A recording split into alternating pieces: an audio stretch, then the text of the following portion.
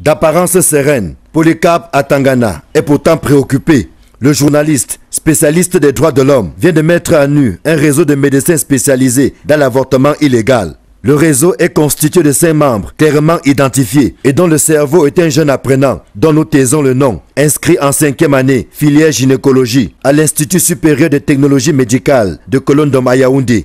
Je me suis intéressé à la vie de ce jeune étudiant qui vit dans un appartement de 200 000.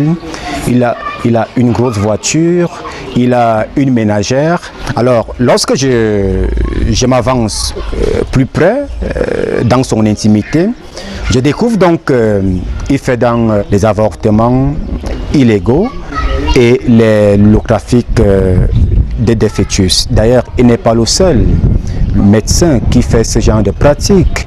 Il y a ses aînés académiques qui sont dans des hôpitaux publics. Saisi par une dénonciation, le procureur de la République, près le TPI du Fundi, va instruire une enquête en urgence auprès de la brigade de gendarmerie de Mélène, laquelle enquête va conforter les faits dénoncés précédemment. Voyez-vous, vous êtes le chauffeur, entre guillemets, d'un jeune étudiant et qui tout de suite se félicite du fait qu'il fait avorter par recommandation de ses amis les femmes à 20 000 francs.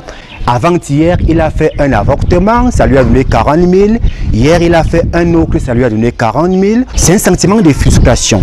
Ce sont des actes tout de même anti-républicains dont nous devons condamner avec dernière énergie. Nos investigations nous conduisent sur la piste de la dernière victime, tout juste âgée de 20 ans et élève au collège de la retraite. Elle a obtenu du procureur un peu de temps pour libérer l'examen baccalauréat pour lequel elle est candidate. Mais la liste des victimes est très longue, selon les aveux faits à la gendarmerie par le cerveau du réseau. Le procureur de la République a tous ces éléments.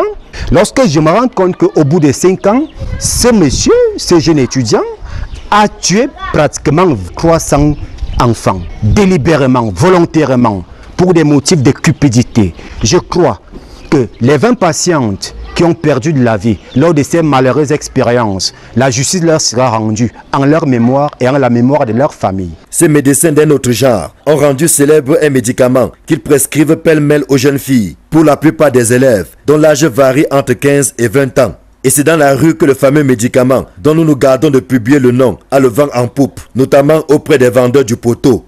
Nous échangeons d'ailleurs hors caméra et sous anonymat avec l'un de ces vendeurs. C'est comme la pilule du lendemain. Voilà. C'est 3 000. Il y a deux qualités. Hein. Il y a l'autre comme ça, on va à 5 000, l'autre c'est 3 000. C'est comme la pilule du lendemain. Tu peux prendre pour 5 000. Ça sort combien? Si tu n'as pas envie de regretter pour dire que ça sort 2, c'est très bon. L'affaire fait grand bruit dans la capitale, non sans inquiéter l'ordre des médecins du Cameroun.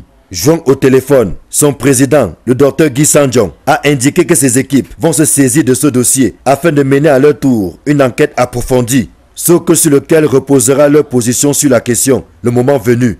Ancien doyen de la faculté de médecine et des sciences biomédicales de l'université de Yaoundé 1, le professeur Tétani Ekoué, que nous avons eu au téléphone, est tétanisé par ces mauvaises pratiques. Il faut rappeler que ces pratiques sont absolument antidéontologiques et maintenant elles deviennent criminelles. Le serment d'Hippocrate que prête tout médecin de par le monde interdit ce genre de pratique. Le médecin a sa petite idée sur les causes profondes de tels égarements qui n'honorent pas la profession médicale. Nous avons toujours décrié le fait que on n'est pas ajusté le nombre de médecins formés, au nombre d'enseignants capables de leur transmettre de façon optimale et des bonnes pratiques et des bonnes connaissances et des valeurs. Les valeurs sont très importantes dans la pratique de la médecine. Et deuxièmement, ce nombre doit correspondre à ce qui est absorbable par le marché de l'emploi des médecins dans notre pays, ce qui n'est pas le cas. On ne peut que décrier, on ne peut que regretter cette dérive qui porte atteinte à l'honorabilité de cette noble profession médicale.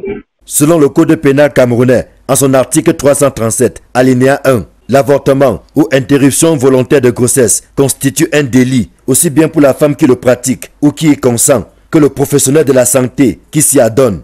D'ailleurs, pour ce dernier, les peines prévues à l'article 337 sont doublées. Seuls sont autorisés, selon l'article 339, les avortements thérapeutiques lorsque la grossesse met en péril la vie de la femme, puis l'avortement résultant d'un viol, après attestation du ministère public sur la matérialité des faits. Malheureusement, et ce en dépit de cet encadrement juridique, les avortements clandestins ont pignon sur rue au Cameroun, surtout chez les adolescentes, avec la complicité des parents et hélas de certains professionnels de la santé.